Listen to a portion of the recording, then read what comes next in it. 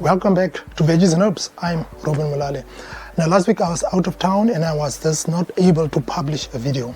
But when I came back, I realized that there are quite a number of crops that are ready for harvest.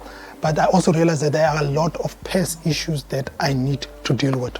So in today's video, I will walk you through the garden to show you what is ready for harvest. I'll also show you some of the pests that I am experiencing and how I'm responding to that. So all of that is coming up. Now let's walk over to the other side to start with the cucumbers. Now on this side we have the cucumbers. They're growing quite nicely, but I have been dealing with some fruit fly damage. Now you'll notice on my cucumber there are small puncture marks, and that is where the fruit fly is laying their eggs. I tried to use nets. It definitely reduced the damage, but there are still a couple of fruit flies that managed to attack some of my cucumber. Now when it comes to cucumber, the fruit fly damage can be localized. This means that you can just cut your cucumber open and see if there are any damage. If the cucumber is still firm, nice and firm, and it's clean, that cucumber can definitely still be usable. If you see multiple soft spot, tunneling and sour smell, it is best for you to discard that cucumber. So it's important to remove damaged fruit from your garden quickly. Don't leave it in the soil because this will just increase the fruit fly population. So regular harvesting will definitely help to reduce the damage, because overripened fruit normally attracts most of the pests. On this side we also have some bell peppers. This plant has been producing quite nicely. I'm quite happy because we started these bell peppers from seed and they have been very productive. On the side we have eggplant. They are growing quite nicely. I see two of my eggplant that are ready for harvest. However, something I noticed very recently is that the eggplant has started to show signs of spider mite damage. You will see some fine speckling on the leaves, some yellowing, and in some cases some fine webbing underneath the leaves. So spider mite normally thrive in hot, dry conditions, and that is exactly what we have been dealing with here in Cape Town for a couple of days. So when I saw this, I immediately used my hose and I just used some water to spray the leaves, especially underneath to the leaves where the spider might live. So a strong spray of water normally helps to knock off these spider mites, and it also increases humidity, which spider mites don't like. So this is not a one-time solution. I will just be every 2-3 days come and spray these plants with water to reduce the impact. However, if you have a heavy infestation of spider mites, you can definitely use organic treatment on the leaves, just to make sure that you coat on top and the bottom leaf to deter the spider mites. But so far I'm totally happy with the eggplants that I got this so far. Now I've also noticed that there are some spider mite damage on my potato leaves as well.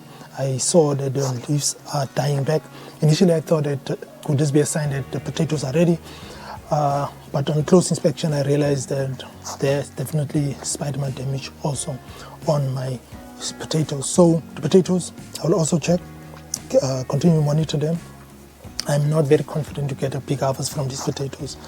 But yeah, so that is currently what is happening when it comes to my eggplant and my potato.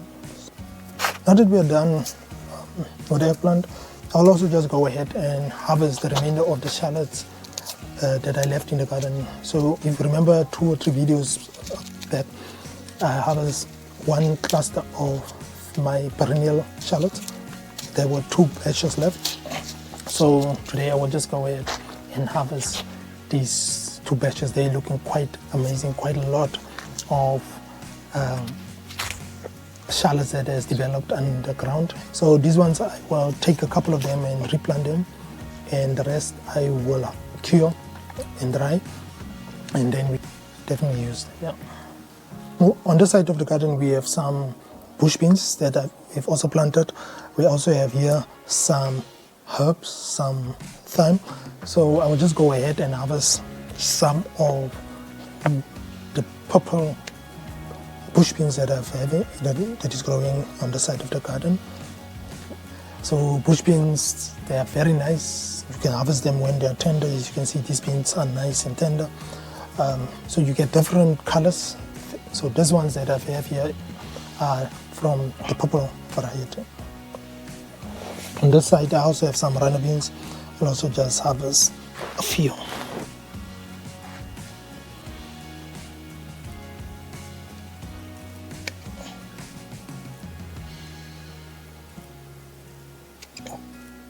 So here I also have herb, some thyme that I will just also harvest. So herbs, they are resilient. They usually nice to actually also deter some of the pests.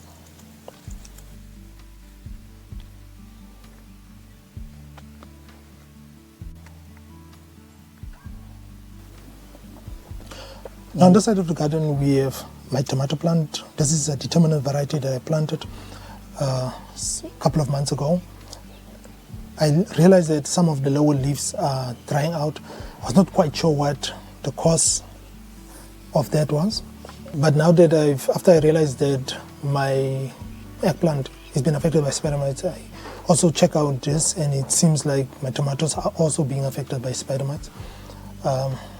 So what I will do, I will just go ahead and harvest these tomatoes, and then I will also prune off some of the dry leaves completely.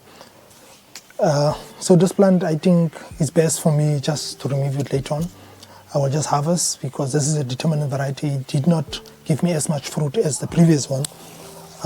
But as you can see, the leaves have totally been affected by the spider mites. So I will just see how this is going, but if the infestation is too severe, I will just continue to remove this totally from the garden. So that's today's update of the harvest and the issues with the fruit fly and the spider mites. Please tell us in the comments how things are going in your garden. And if you like this video, please give it a like. Subscribe to the channel if you aren't already. And if you are a subscriber of the channel, you are awesome, and I thank you so much for your support. Until next time, keep on sowing and growing. Cheers.